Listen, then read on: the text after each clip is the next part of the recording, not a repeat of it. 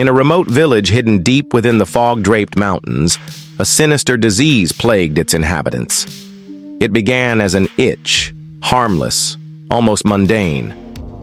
But as the days passed, the afflicted discovered something horrifying, the sensation of movement beneath their skin. By the time they sought help, it was already too late. Something was growing inside them, something unnatural, something hungry.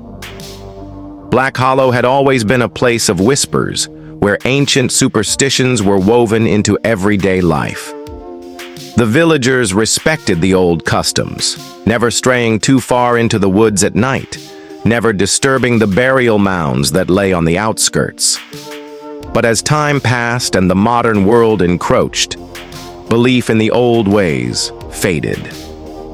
The warnings became nothing more than bedtime stories for children. They had forgotten the past. The past, however, had not forgotten them. The village of Black Hollow was ancient, built atop the ruins of an older settlement whose name had been lost to time. The people whispered of an old curse, passed down through generations, though none truly believed in it. When the first signs of the affliction appeared, the villagers dismissed them as common rashes or insect bites. Only the elders, with their sunken eyes and trembling hands, recognized the warning signs. The land itself seemed cursed. The soil was dark and rich, yet crops withered too soon. The trees in the forest stood tall, yet their branches twisted unnaturally, their bark covered in pulsating moss. Strange symbols, etched into the very rock of the hills, spoke of a past best left forgotten. The village's foundation rested atop something old and unclean, but those who had once known the truth were long gone, their warnings buried with them. It started with Ezra, a farmer known for his robust health. One morning, he awoke with strange welts on his arms. By midday, he was scratching at his skin so violently that blood stained his fingernails. His wife, Lillian, tried to soothe him, but he swore he felt something crawling underneath. That night, screams tore through their cottage as Ezra clawed deep, exposing writhing tendrils beneath his flesh. The tendrils slithered out as if sensing freedom, coiling around his limbs, burrowing deeper into his chest. Lillian watched in horror, frozen as Ezra's body convulsed.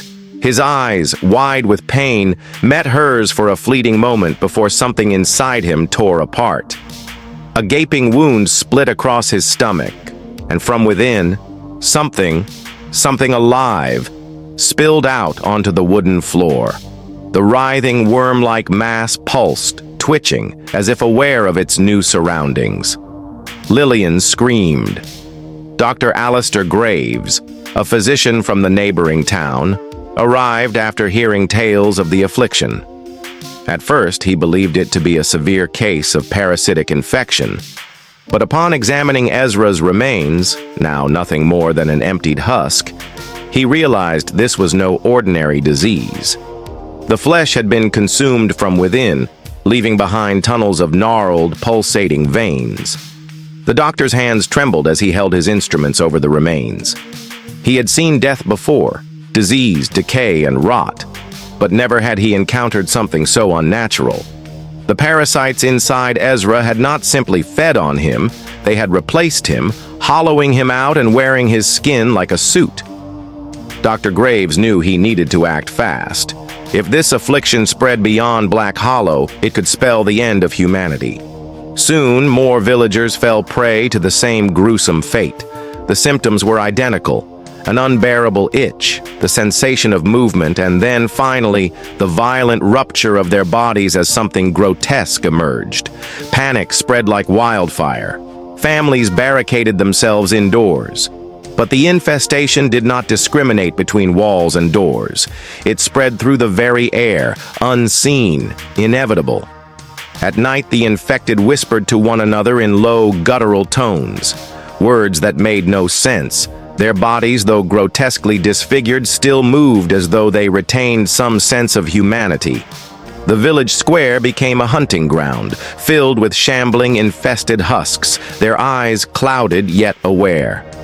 Dr. Graves and a few remaining survivors gathered inside the church, desperately seeking a way to stop the horror before it consumed them all. Desperation led the villagers to the town's oldest resident, matron Callista. With hollow eyes, she spoke of a time long past, when a wandering alchemist sought refuge in Black Hollow. He had experimented on the villagers, injecting them with a serum meant to grant eternal life. Instead, it birthed a parasite that festered for centuries, lying dormant in the land, waiting to awaken. Callista's voice wavered as she spoke of her own family's involvement. Her ancestors had been the ones who buried the alchemist alive beneath the church, sealing his work beneath layers of stone. But time had eroded the seals. Now, the parasite had returned, stronger than before.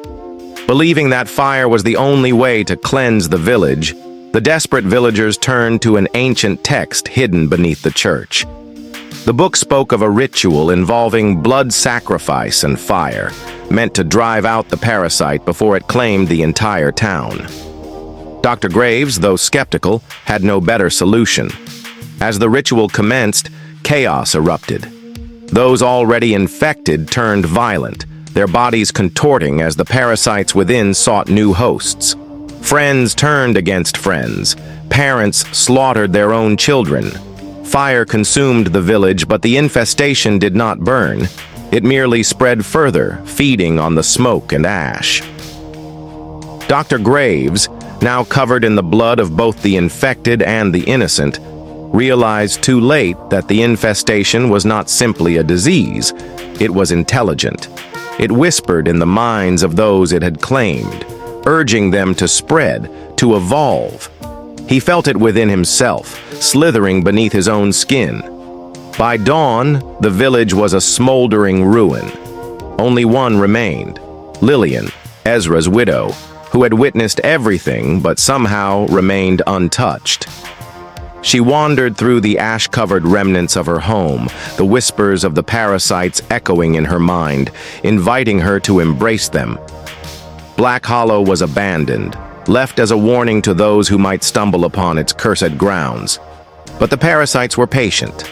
They had learned, and now, nestled within Lillian, they would wait once more, until the next traveler ventured too close, until the hunger returned.